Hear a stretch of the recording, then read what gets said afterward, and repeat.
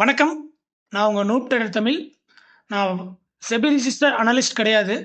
So இந்த பதிவில வர எதுவுமே டிப்ஸோ, கால்ஸோ கிடையாது. எதுவா இருந்தாலும் உங்க ஃபினான்ஷியல் அட்வைசர கேட்டுட்டு கன்சிடர் பண்ணுங்க. வாங்க நீங்க வீடியோக்குள்ள போலாம். இப்போ டைம் ரைட் நவ் பார்த்தீங்கன்னா 10 மணி. ஓப்பன் ஆகி 1 மணி நேரம் ஆகுது. நிஃப்டி பார்த்தீங்கன்னா 114 புள்ளி அப் ஆயிருக்கு. இந்த 1 மணி நேரம் கேண்டில்ல பார்த்தாலே தெரியும். கேப் அப் வந்து ஃபில் பண்ணிட்டாங்க. So let's see. எனக்கு தெரிஞ்சு என்னோட வியூ இது கால்ஸ் கிடையாது. என்னோட வியூ வந்து மேபி இப்படியே அப் ட்ரெண்ட் கண்டினியூ ஆகலான்னு தான் நினைக்கிறேன். பேங்க் நிஃப்டி என்ன பண்ணுறாங்கன்னு பார்ப்போம். பேங்க் நிஃப்டி 1 ஹவர் கேண்டில்ல டோஜி வைக்கிற மாதிரி தெரியுது. இன்னும் ஒரு 10 மினிட்ஸ் இருக்குது, பார்க்கலாம். நெக்ஸ்ட்டு இந்த 2 நாள் வீக்கெண்டில் என்ன நியூஸ் நடந்தது கொஞ்சம் சின்னதாக புரட்டி பார்ப்போம். எப்படி ஃபெட் ரேட் கட் பண்ணாங்களோ அதே மாதிரி அடுத்தது எல்லாரும் கேட்க ஆரம்பிச்சது ஆர்பிஐ எப்போ கட் பண்ணாங்க, ஆர்பிஐ எப்போ கட் பண்ணாங்கன்னு. அண்ட் ஆல்ரெடி சொல்லியிருந்தோம், எஸ்பிஐ வந்து அவரோட ஹெட் வந்து சொல்லியிருந்தாங்க இந்த மாதிரி ரேட் கட்லாம் வரதுக்கு வாய்ப்பு இல்லை இந்த வருஷத்துக்கு ஆர்பிஐ கிட்ட இருந்துன்னு.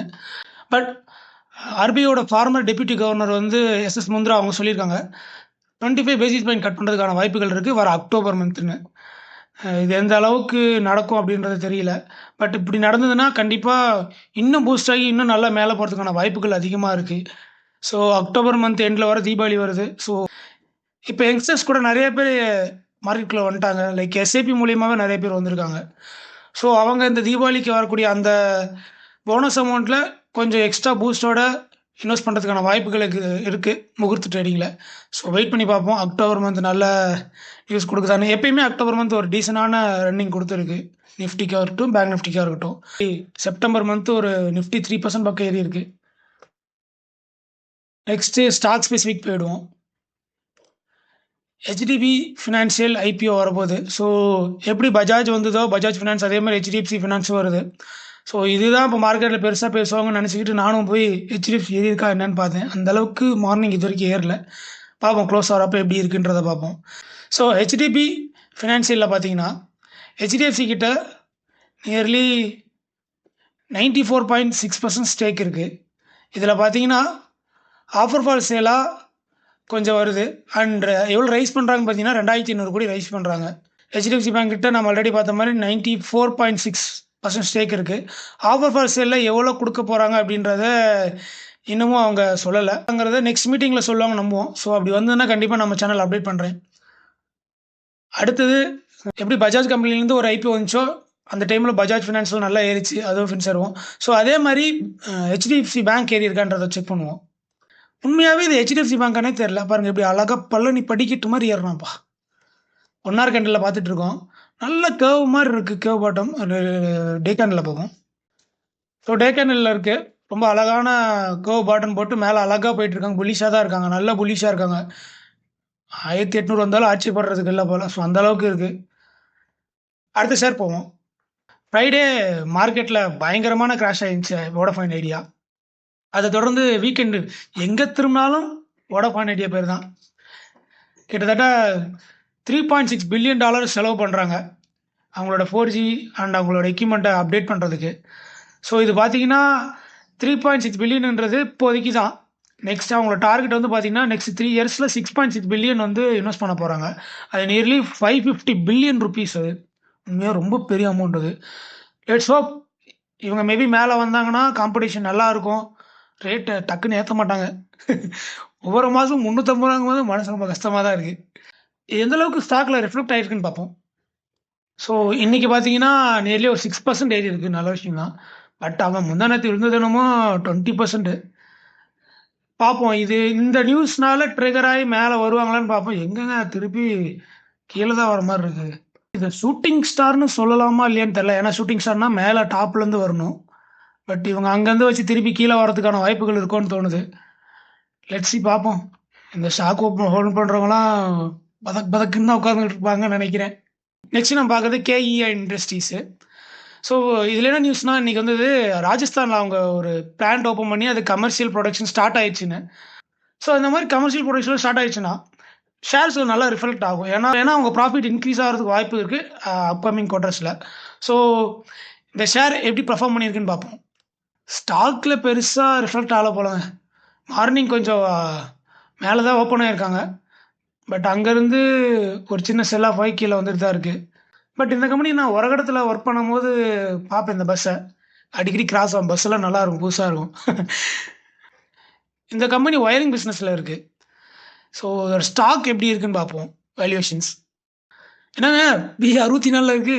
ஃபேஸ் வேல்யூ 2ல தான் இருக்கு. டிவிடெண்ட் ஈல்டு ரொம்ப கம்மியா இருக்கு. ரூ. 4000 ட்ரேட் ஆயிட்டு வேற இருக்கு.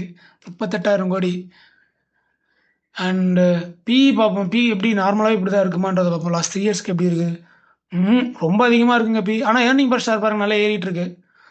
Earning per share year on year, month on month ஏறிட்டு தான் இருக்கு. நல்லா இருக்கு. Earning per share quarter on quarter நல்லா இருக்கு. 1 இயர்ல பார்த்தீங்கன்னா அதோட PE பார்த்தீங்கன்னா 56ல இருக்கு. என்ன இவ்வளோ இவ்வளோ PEல ப்ரீமியமாக ட்ரேட் ஆகிட்டு இருக்கு. ப்ராஃபிட் அண்ட் லாஸ் பார்த்தோன்னா இயர் ஆன் இயர் அப்படியே அங்கே பாருங்க. சூப்பரான மேசிவான வளர்ச்சிங்க இது.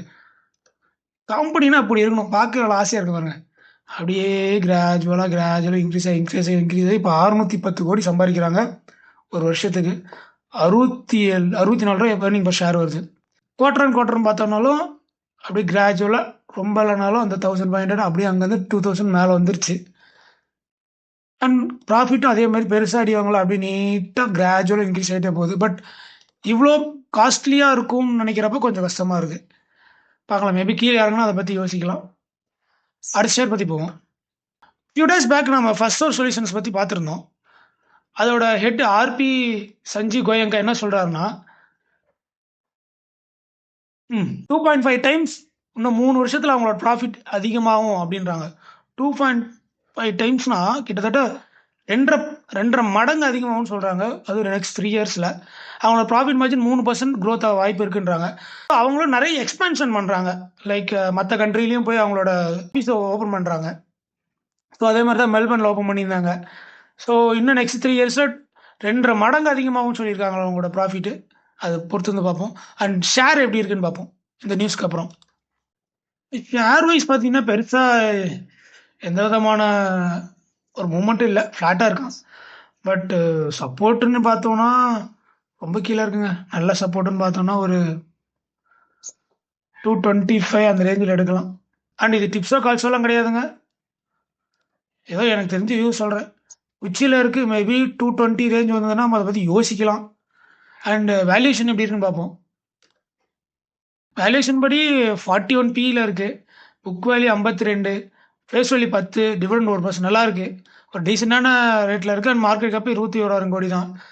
அண்ட் 3 இயர்ஸில் அவங்களோட PE எப்படி இருக்குன்னு பார்ப்போம். மெய்டன் PE 20 தான், பட் 40ல் ட்ரேட் ஆகிட்டு இருக்கு. கொஞ்சம் அதிகமாக இருக்க மாதிரி இருக்குது. 1 இயர்லேயும் பார்த்தீங்கன்னா 26 இருக்குது. ஸோ பெட்டர் டு வெயிட்னு நினைக்கிறேங்க. கீழே இறங்குச்சுன்னா மேபி ஒரு செல் ஆஃப் வந்ததுன்னா இதை கன்சிடர் பண்ணுறதுக்கான ஒரு வாய்ப்பு யோசிக்கலாம் அப்படின்னு நான் யோசிக்கிறேன். நெக்ஸ்ட் ஷேர் பார்ப்போம். ஷேர் நியூஸ் ITT சிமெண்டேஷன் தான். ரீசெண்டாக அதானி கூட அதை வாங்குறதா பேசிகிட்டு இருந்தாங்க. அண்டு இப்போ பார்த்தீங்கன்னா அதோட தொடர்ச்சியாக ஒரு முக்கியமான நியூஸ் வந்திருக்கு. அவங்களுக்கு வந்து ஒரு ஜட்மெண்ட் வந்திருக்கு. 36 கோடி கிடைக்க போகுது. யார்கிட்ட இருந்துன்னா ஆந்திர பிரதேஷ் ஸ்டேட் கவர்மெண்ட் கிட்ட இருந்து வரப்போகுது. அது மட்டும் இல்லை, 36 கோடி வித் 9% பர் ஆனம்க்கு அவங்க வட்டி போட்டு கொடுக்கணும். எப்போ கேஸ் நடத்த ஆரம்பிச்ச டைம்லேருந்து. ITT சிமெண்டேஷனோட ஓனரோட ஸ்டேக்கை எதுவுமே குறைக்கிற மாதிரி ஐடியாவில் இப்போதைக்கு இல்லை அப்படின்ற மாதிரி நியூஸ் சொல்லியிருக்காங்க. இதெல்லாம் கேட்குறப்ப ஒரு பழமொழி தான் ஞாபகம் வருது, நெருப்பு இல்லாமல் எங்கெங்க புகைய போகுது. ஸோ இந்த மாதிரி தான் நிறைய இடத்துல வந்து அம்புஜாவாக இருக்கட்டும், ACCயாக இருக்கட்டும் வாங்குறப்ப இல்லை அப்படின்னாங்க. ஒரு 2 வீக்ஸ் கழிச்சு பார்த்தீங்கன்னா இந்த மாதிரி இவங்க டேக் ஓவர் பண்ணிட்டாங்க அப்படின்ற மாதிரி இருந்தது. ஸோ பார்ப்போம் எப்படி நடக்குதுன்றது. அடுத்த ஷேர் நியூஸ் வந்து பார்த்தீங்கன்னா டாடா ஸ்டீலை பற்றி தான்.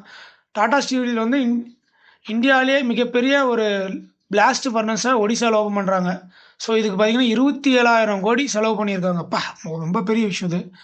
இது பார்த்தீங்கன்னா இன்னும் ஒரு 5 மில்லியன் டன் அதிகமாக உற்பத்தி பண்ணுறதுக்கு யூஸ் ஆகும். ஸோ டாடா ஸ்டீல் என்ன தான் நம்ம கடலில் தத்தளிக்குன்னு சொன்னாலும் அவங்க அடுத்தடுத்து போய்கிட்டே தான் இருக்காங்க. லைக் டாடா மோட்டர்ஸ் எப்படி கீழே இருந்ததோ அதே மாதிரி. ஸோ லெட்ஸி பார்ப்போம். இதெல்லாம் சைக்கிளிக் நேச்சராக இருக்கும். ஏன்னா ஸ்டீலோட ரேட் ஏச்சுன்னா ஆட்டோமேட்டிக்காக ஷேரோட ரேட் ஏறும். இப்போதைக்கு சைனாலேருந்து டம்ப் பண்ணுற ஸ்டீல் அதிகமாக இருக்கிறதுனால ஸ்டீல் ரேட் கம்மியாக இருக்குது. என்னைக்கு சைனாவோட ஸ்டீல் டம்பிங்லாம் குறையுதோ அதுக்கப்புறத்துலேருந்து நம்மளோட டாடா ஸ்டீல் மேலே போகிறதுக்கான வாய்ப்புகள் இருக்குது. டாடா ஸ்டீல் மட்டும் இல்லை, எல்லா ஸ்டீல் கம்பெனி மேலே போகிறதுக்கான வாய்ப்புகள் இருக்குது. லெட்ஸி வெயிட் பண்ணி பார்ப்போம். ஆனால் இது ஒரு நல்ல நியூஸு. ஸ்டாக் ஏதாவது ரிஃப்ளெக்ட் ஆகிருக்கான்னு பார்ப்போம். டாடா ஸ்டீல் பார்த்தீங்கன்னா ஒரு சப்போர்ட்டில் தான் நின்றுட்டுருக்கு. இப்போ வரைக்கும் ஒரு பெரிய மூவ்மெண்ட் மேலே கொடுக்கல. இப்போதைக்கு ஒரு 1% பாசிட்டிவில் தான் ட்ரேட் ஆகிட்டு இருக்கான். லெட்ஸி பார்ப்போம். இந்த நியூஸ் நல்ல ட்ரிகராகி மேலே வந்தானா சந்தோஷம். எத்தனை பேர் 180 வாங்கினாங்களோ தெரியலப்பா.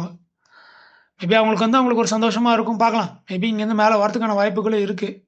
பிகாஸ் ஒரு நல்ல சப்போர்ட்டாக தான் இருந்திருக்குன்னு நினைக்கிறேன். ஒரு நல்ல சப்போர்ட் தான் எடுத்திருக்கு. லெட்ஸ் சி பார்ப்போம் இங்கேருந்து மறுபடியும் மேலே மூவ் ஆகுதான்னு. ஏன்னா அப்படியே வந்து அழகாக ரீட்ரெஸ் பண்ணிட்டு மேலே போகிறாங்களா என்னன்றது பார்ப்போம். இதுக்கு கொஞ்சம் ஒரு டச்சப் கொடுக்குற மாதிரி நல்ல நியூஸ் வந்தது. சைனா டம்பிங்கோட கம்மியாக இருக்குன்னா ஆட்டோமேட்டிக்காக பிச்சுட்டு மேலே ஏறிடுவான். அடுத்தது நம்ம ஸ்டாக் ரேடாரில் இன்றைக்கி ஒரு ஸ்டாக் மாட்டுச்சு. ஸோ நல்ல ஒரு மொமெண்டத்தில் இருக்க மாதிரி தோணுது. ஸோ அதை ஷேர் பண்ணிக்கலான்னு வந்திருக்கேன். இது எந்த விதமான டிப்ஸோ கால்ஸோ கிடையாதுங்க. ஸோ இது நிறைய ரிஸ்க் இருக்குது. உங்களோட ஃபினான்ஷியல் அட்வைசர் கேட்டுட்டு எதாக இருந்தாலும் யோசிச்சு பண்ணுங்கள். ஸோ அது என்ன ஷேர்னா தேவயானி இன்டர்நேஷ்னல் தான். ஸோ இங்கே என்ன நடந்துட்டு இருக்குன்னா, ரீசெண்டாக பார்த்தீங்கன்னா அவங்களோட பையிங் வேல்யூம் கேண்டில் நிறைய நல்லா இருக்குது. ஸோ இதில் என்ன விஷயம்னா, இங்கே நல்ல நீட்டான ஒரு சப்போர்ட் எடுத்திருக்காங்க. எடுத்துட்டு திருப்பி மேலே பிரேக் அவுட் பண்ண மாதிரி தெரியுது. மேபி ஆல் டைம் ஹை போகலாம். ஸோ இது பார்த்தீங்கன்னா இங்கேருந்து மறுபடியும் ஆல் டைம் ஹை போகிறதுக்கான வாய்ப்புகள் இருக்குது, அதிகமாக இருக்குது. ஒரு 230 அந்த ரேஞ்சு பண்ணு போகலாம். அண்டு அவங்களோட வேல்யூம் நல்லா இருக்குது. இதை பார்க்குறப்ப நமக்கு நல்லா தெரியுது. மேபி ஆல் டைம் ஹை போகலாம். சீக்கிரம் ஒரு வித்தின் அ வீக் ஆர் 2 வீக்கில் போகிறதுக்கான வாய்ப்புகள் இருக்குதுன்னு நான் நினைக்கிறேன். அண்ட் வேல்யூமும் நல்லா இருக்குது லாஸ்ட் வீக்கு. ஸோ அதை பிரேக் பண்ணால் அதை விட இன்னும் நல்லா போகிறதுக்கான வாய்ப்புகள் ரொம்ப அதிகமாகவே இருக்குது தேவயானி இன்டர்நேஷ்னலில். தேவயானி இன்டர்நேஷ்னல்ன்றது பீட்சா ஹட்டு, வாங்கோ, அப்புறம் கேஎஃப்சி இந்த மாதிரி இந்தியாவுக்குள்ளே வச்சுருக்க ஃப்ரான்ச்சைஸ் எல்லாம் இவங்ககிட்ட தான் இருக்குது. ஸோ ஷேரோட வேல்யூ எப்படி இருக்குன்றதை பார்ப்போம். தேவயானி இன்டர்நேஷ்னல் ஷேரோட வேல்யூவேஷன் பார்த்தீங்கன்னா 25,000 கோடி இருக்குது. அது சாக்பி 389 ஒரு ப்ராஃபிட் வந்து சரியாக பண்ணலையா? எஸ், லாஸ்ட் டைம் பார்த்தீங்கன்னா லாஸ் ஆகிருக்கு. லைக் 10 crores லாஸ் ஆகிருக்கு. எதனால் 10 crores லாஸ் ஆகிருக்கு? 22 crores சம்பாரிச்சிருக்காங்க. பட் 49 crores எதோ லாஸ் ஆகிருக்கு. எதில்? Profit before tax. ஏதோ எக்ஸ்பென்சஸ் அதிகமாக பண்ணியிருக்காங்க. என்ன எக்ஸ்பென்சஸ் பண்ணியிருக்காங்கன்றதை பார்ப்போம். மெட்டீரியல் காஸ்ட் கொஞ்சம் அதிகமாக இருக்குது. அதே மாதிரி எம்ப்ளாயி காஸ்ட் கொஞ்சம் அதிகமாக இருக்குது லாஸ்ட் குவார்ட்டரில். அதனால் மேபி டவுன் ஆகிருக்கும் இந்த டைமில். பட் அப்பப்போ லாஸ் மைனஸ் பண்ணிகிட்டே இருக்காங்க. ஸோ ஃபுட் இண்டஸ்ட்ரியில் தான் இருக்காங்க. ஸோ யோசித்து தான் பார்க்கணும் எடுக்கிறத பற்றிலாம். நிறைய லாஸ் பண்ணி மேலே வந்துட்டு இருக்காங்க. பட் ஸ்டாக் வைஸ் சார்ட்டில் நல்லா தான் பண்ணிகிட்ருக்கு. லெட்ஸி பார்ப்போம் எந்த அளவுக்கு பண்ணுறாங்கன்னு. அண்ட் இன்வெஸ்டர் ஷேர்லாம் இருக்கான்னு பார்ப்போம். ப்ரமோட்டர் பார்த்தீங்கன்னா 62% வச்சுருக்காங்க. எஃப்ஐ பார்த்தீங்கன்னா 11% வச்சுருக்காங்க. டிஐ 14%. டிஐ தான் ஏற்றிருக்காங்க ரீசெண்டாக பார்த்தீங்கன்னா 12 14. இவங்க 1% குறைச்சிருக்காங்க. அண்டு முக்கியமான விஷயம் என்னென்னா பப்ளிக்கிட்டேருந்து கிராஜுவலாக பயங்கரமாக குறைஞ்சிருக்கு பாருங்கள். 24%லேருந்து இப்போ 11%. அது பார்த்தீங்கன்னா ப்ரமோட்டர் டீம் போல் ஸ்ட்ரெயிட்டாக எஃப்ஐடிஐ தான் வாங்கியிருக்காங்க. ஸோ அதனால் மேபி இது இன்னும் பூஸ்ட் ஆகிறதுக்கான வாய்ப்புகள் இருக்குது. பார்க்கலாம். ஆனால் ஸ்டாக் வேல்யூவேஷன் சரியாக இல்லை. பட் சார்ட் வைஸ் நல்லா பண்ணிகிட்ருக்கான். ஸோ இதெல்லாம் தான் நியூஸ் நான் இன்றைக்கி பார்த்தது. ஸோ ஹோப் இந்த வீடியோ உங்களுக்கு பிடிச்சிருக்குன்னு நம்புகிறேன். பிடிச்சிருந்தால் லைக் அண்ட் சப்ஸ்கிரைப் பண்ணுங்கள். வேறு ஏதாவது நான் ராங்கான இன்ஃபர்மேஷன் சொல்லியிருந்தால் கமெண்ட் செக்ஷனில் தெரிவிங்க. கண்டிப்பாக நெக்ஸ்ட் வீடியோ ரெக்டிஃபை பண்ணிக்கலாம். மீண்டும் அடுத்த ஒரு வீடியோ சந்திப்போம். நன்றி மக்களே.